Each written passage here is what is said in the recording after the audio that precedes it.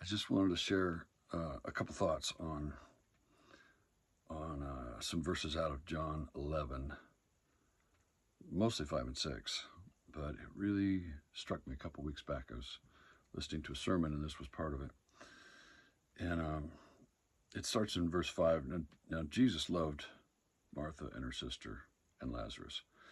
So when he heard Lazarus was sick, he stayed where he was 2 more days. And I was like, that can't be. I mean, I knew he stayed 2 more days, and it was for the glory of God. But I never saw that one word, so. Therefore, first word of verse 6.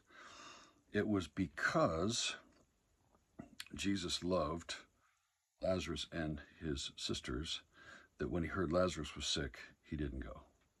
Because he loved them, he didn't answer their prayer. They were asking for one thing, and he said no. Not in your way, not in your time. I have something bigger. And so he stayed 2 more days and let Lazarus die because he loved them. That's huge. And I was just stunned. I'm like, well, it says it right there. I mean, later on, a few verses down, it says that when he finally admits, okay, look, boys, Lazarus isn't sleeping, okay? He's dead. And for your sake, I'm glad I wasn't there. So for Mary, Martha, and Lazarus' sake, he was glad he wasn't there. He loved them, so he didn't go. He loved them, so he didn't give them what they wanted when they wanted it, because he had something infinitely greater. And he says the same thing to the disciples. For your sake, this is for your benefit that I didn't go heal a sick guy. I'm glad I wasn't there. So it's love that kept him from answering the cries. And that was huge, just to start with. They were asking for something small, comparatively.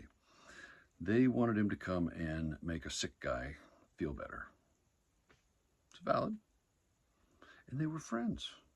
So of course he's going to drop everything and go, because he loves them. Or is he? He says, that's not what I have in mind. I'm not going to go make a sick guy feel better, even though that's what you're asking. I want to do something giant. I want to go make a heap of rotting, stinking, dead flesh into a vibrant, living, healthy man. That's what I want to do. I'm going to give you something giant. You're asking something small? Because I love you, I'm not going to give it to you. I've got bigger plans for you. How many people in the scriptures could you say that about? I bet everyone. I bet every person of God, every man of God, every woman of God.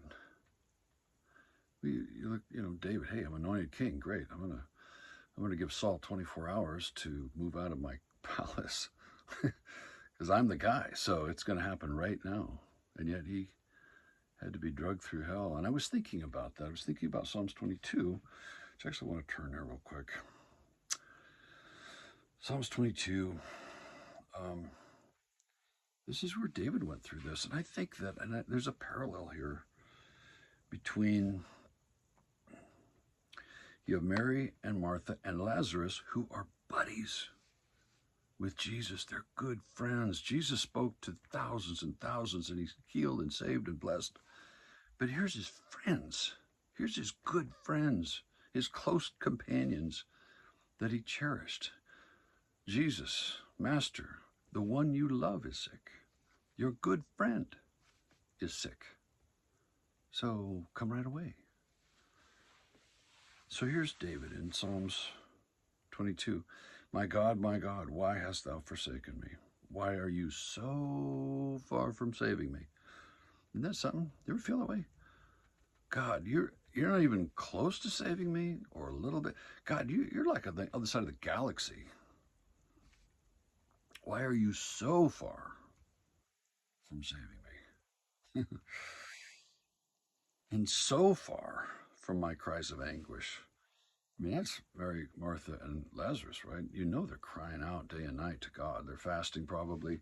They're fearful. They're crying in anguish. And they've called their friend the Messiah, their good friend, the Messiah, who's ignoring them. That's disillusionment.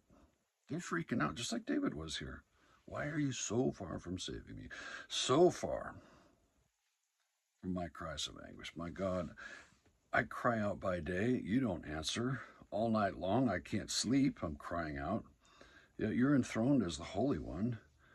You are the one Israel praises, or the one who's enthroned on the praises of Israel. In you our ancestors put their trust. They trusted, you delivered them.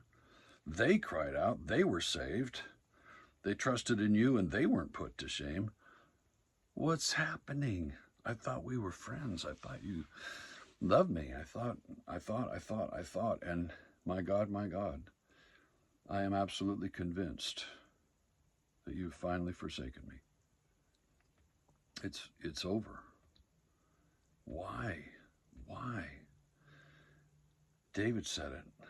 Mary is saying it in the shock of disillusionment. Lazarus is saying it. I'm dying. He doesn't care. He could come. He could stop this. If he wanted to, he could stop this. Every time, every time, God says, I've got something way bigger. You want a little miracle. I'm not going to give it to you this time because I'm looking at something giant for you. And the other thing I was thinking of is, and this is good to know, that Jesus, he was suffering. He said no. His friends who trusted him called out, our brother's dying, and he knows the anguish they're going through. He knows the hell. He knows the fear. He knows the disillusionment, the same stuff David's going through here. They're going through it right now, and my God, and he's like, I know what they're feeling. I know what they're thinking. I know that they're crying. I know they can't even eat if they wanted to. I know they're panicked. And right now this is happening, and right now this is happening, and Lazarus is feeling this way, and Mary's, and I could go stop it. I could stop their suffering right now. And I think it's building in him. And finally it's like 2 days, and okay, let's go back. And they go back, and he's tormented. He's, well, not tormented like evil torment, but it's tearing him up because his friends have lost all hope in him, because he could have helped and he didn't help, and they're suffering terribly. And he gets there, and of course they read him the riot act. Well, if you'd answered our prayers, this wouldn't have happened, right? If you'd been here like we asked, none of this misery would be going on. Way to go, God. Boy, you blew it this time. And he's torn up. It's the shortest verse in the Bible, right? Jesus wept. Everyone said, well, you know he's going to heal him in 5 minutes. And he was. But he's feeling the anguish of his friends. And when we're going through that, and he says, I'm sorry, I can't give you what you want when you want it because I've got something way bigger. But he still feels it. He knows the good he's going to do. But he's still identifying with us in our moment of pain, fear, frustration, when the bottom falls out.